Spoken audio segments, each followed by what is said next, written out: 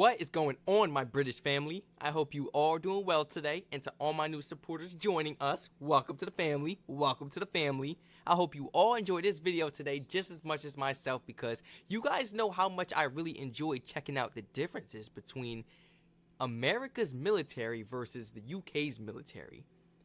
It's a lot of things to check out and a lot of things that we could compare that are actually different from our militaries. But before we actually jump right into this video, I would like to check up on this quick chart because this video is from 2021. So the information that I will be receiving from this video is actually outdated. And I already know a few of you will be in the comments talking about, no, this ain't accurate. This is an old video. You need a newer video. I know. But since there are no updated videos for 2025, I will be checking out this video from 2021, and we will be going through the 2025 defense budget for both of our countries. Just in case they are included in this video, I know that it won't be accurate anymore because this is from 2021.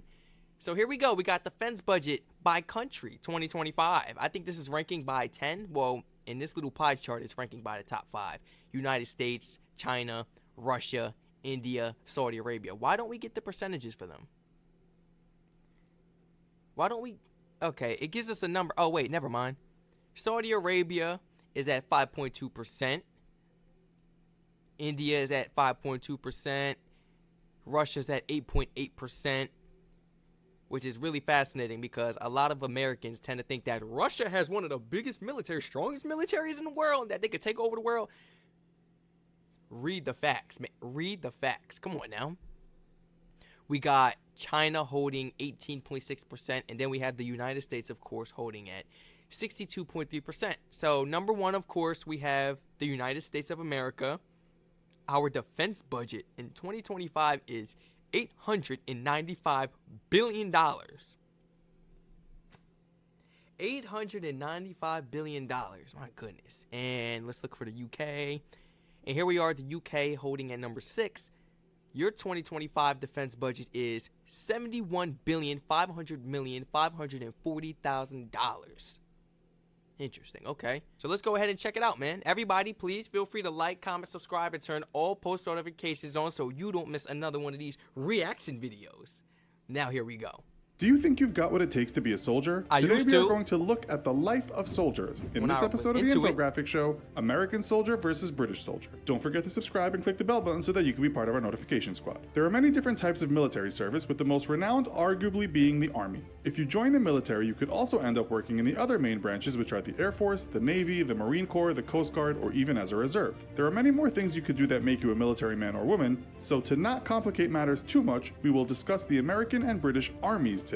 We'll start with how you get into the Army and what it takes to do so. If you gonna pick a branch to go to, though, for all my people who are about to go off the basic training, Air Force. Air Force is number one. Air Force is number one.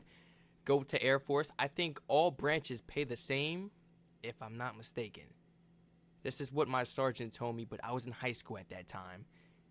2019. I mean, it still should be the same, right? All branches get paid the same. But the way they treat you is very different, and the housing and just everything about the Air Force is much better, more up to date, more luxury, should I say. More lavish. Yeah, if you really care about that. They treat their soldiers a little better.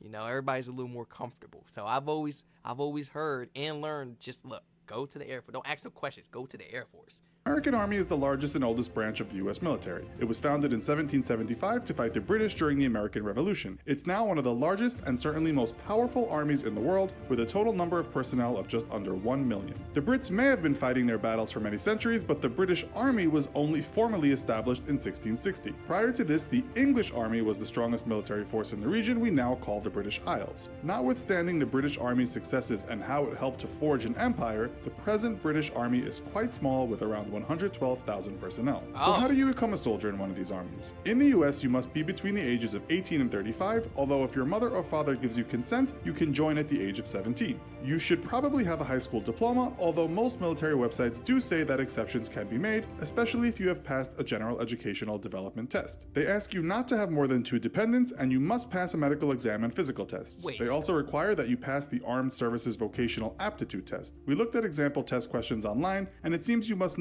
Wait, I'm sorry. We have a little over 1 million people. Then England's military, 100,000 something personnel. Doesn't that put a lot more stress on you guys when a conflict is to occur, because now your recruiting process has to be sped up? You gotta look for people. You have to find people fast. Is that why you guys have less people? Or is that just the numbers? This is from 2021. I have to remember that. Some basic English vocabulary and grammar, as well as have a fairly basic understanding of math, science, and mechanics. Do you know the meaning of the word observe, or where the coolant flows in a car? If you do, you are partway there. Once all that is done with, you can start your 10 weeks of basic combat training, commonly referred to as boot camp. If you want to join the regular British Army, you can do so at the age of 16 without any kind of qualifications. Remember that Brits can leave school at 15 if they don't or can't take A-levels. This might be a reason why the BBC reported in 2013 that 39% of new recruits to the British Army have a reading age of 11. On the other hand, to join the Officers Corps, you need some qualifications. The Army states that you can start the application process before you are 16, although if you actually join before the age of 18, you still need your parents' consent. You cannot apply if you are older than 33. The Army recruitment site says even criminal convictions won't stop you getting in. As it states, Army life is a great way to make a fresh start. You'll be given some medical tests and also have to prove you are fit. One such fitness test is to run 1.5 miles in less than 10 minutes 30 seconds, or 12 minutes 45 seconds for females. You'll also have to do 44 push-ups in less than 2 minutes. Females only have to do 21. That's light. That's light. I'll bang it out for you right now. That's light. Well, I know the training overall isn't light, but that right there was like, oh, okay. Hey, I'm one step further. Done, you will join a 20 to 40 week boot camp to learn basic skills and see what area you might specialize in. Once you are in, what can you expect? In the US Army, you'll receive healthcare, food allowance, housing, and pay. You might also be paid more depending on where you are deployed. Wage depends on your rank, but if you've just started out, you'll get a basic salary of just less than $2,000 a month, as well as housing benefits. Okay, so each branch pays the same, but your rank determines your pay. They did tell us that. Duh. If you did ROTC for 4 years throughout your high school years, when you go off to the military, doesn't matter what branch, you get like a bonus, I think like $2,000-$3,000 just because you had the experience for 4 years throughout high school. Just a little bonus, just a little something, a little reward for taking part in it throughout your high school years.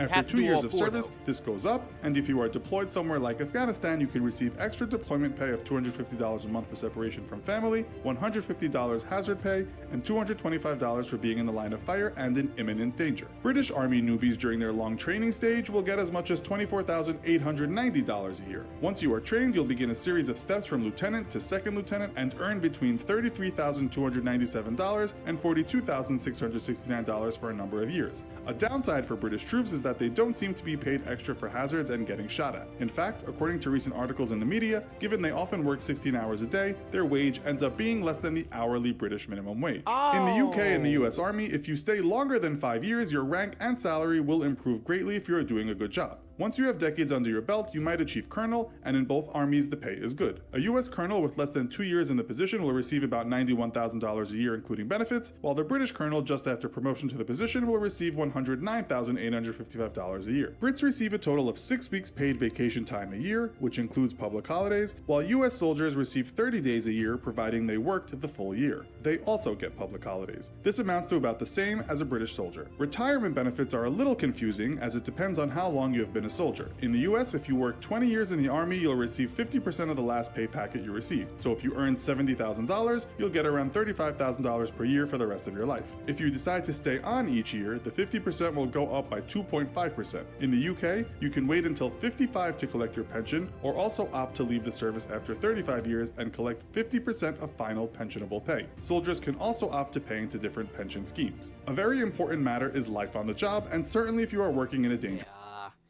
This is why a lot of our veterans are struggling still. I see why. I see exactly why. This is why right here.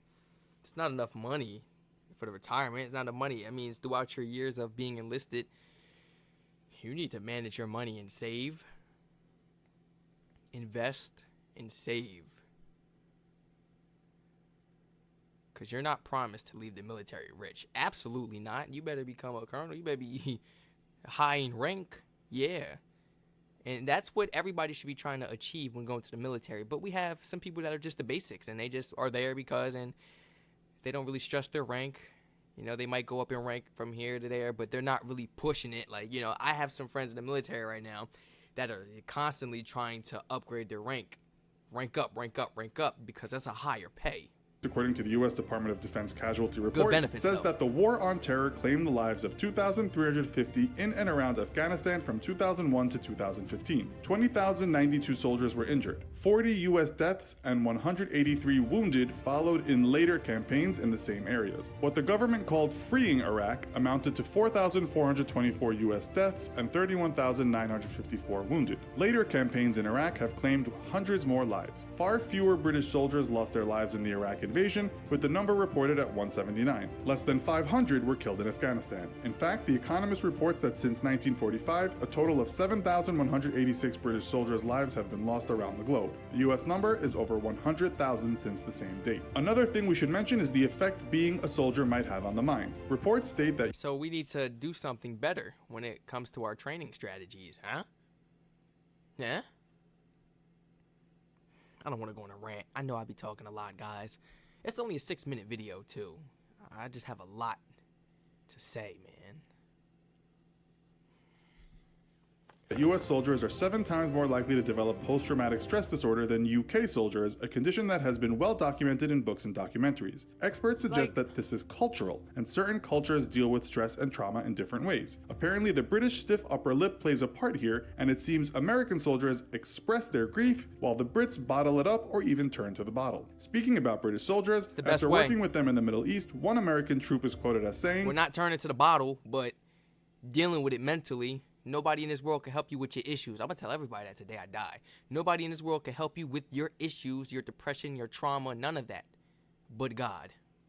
Stop going to these people telling them your issues and all that. They don't care. You're just the next patient. They're taking your money. And you should be saving all that, especially you in the military, because they're not paying you enough either."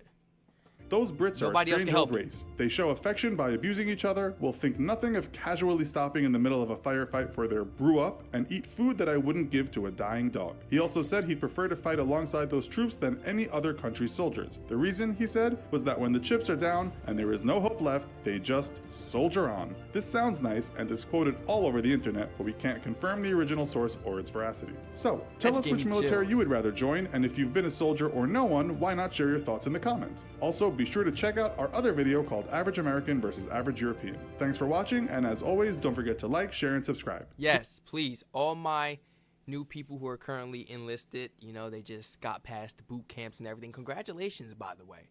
I wish you the best towards your journey, and I hope this career fulfills your happiness. And I hope that you are satisfied with what you get out of this career, honestly, and stay safe, of course. Stay safe, of course. But, all my former soldiers, all my current soldiers, enlisted soldiers, and my veterans, please feel free to let me know down below in the comment section how you felt overall about this video and about your military, whether you came from the US or whether you came from the British military. Please let me know how you feel, and what's the pay like? How are your benefits? How is life treating you right now? Especially my veterans, how is life treating you right now? I already know my people who are currently enlisted. Oh, I know it beating you up and knocking you in your face. I know. Oh, I know. Believe me. But my veterans who aren't enlisted anymore, how is life treating you? Did you have to get a second job, you know, to kind of even out the pay? Oh, man. I mean, or should I say your annual salary? Or is the 50% from your packet enough for retirement? Now, and also, what was your rank? Because rank really differs your pay. I mean, if you were low rank, then I don't know what to tell you. You got to strive a little higher if you want that pay, because the military is basically making you work harder and striving for the best. They want the best out of their people. If you want that money, you got to strive to be the best. And then sooner or later, the military going to be full of some of the best people, because everybody is striving to that higher pay, towards that higher pension once they retire. And even when being enlisted, because, oh my gosh, you can make around $7,000, $8,000 monthly being enlisted as a colonel. As a colonel in the United States, $91,000 yearly, versus in the British military, $100,000, 6 figures? that's good, but you have to get to that certain point. So please feel free to share your stories down below in the comments and share all your opinions. Be as honest as possible. I don't judge nobody. You know me. I don't judge nobody. Everyone feel free to like, comment, subscribe, and turn all post notifications on. Feel free to share this video and this channel to your friends and family members, whoever you feel may be interested in joining the family along on a daily basis to educate themselves and watch some of these phenomenal videos. Feel free to spam my comment section and use that suggestion link in my description down below if you would like to recommend some more of these educational, intriguing videos for myself to react to. Somebody actually told me in the comments, hey Strac, when you say videos for myself to react to, it should actually be videos for me to react to. So I'm actually going to correct that. Feel free to spam my comment section and use that suggestion link in my description down below if you would like to recommend some more of these fascinating, educational, intriguing videos for me to react to. That actually does sound better. Once again, everybody stay safe, and I'll catch you all in the next reaction video.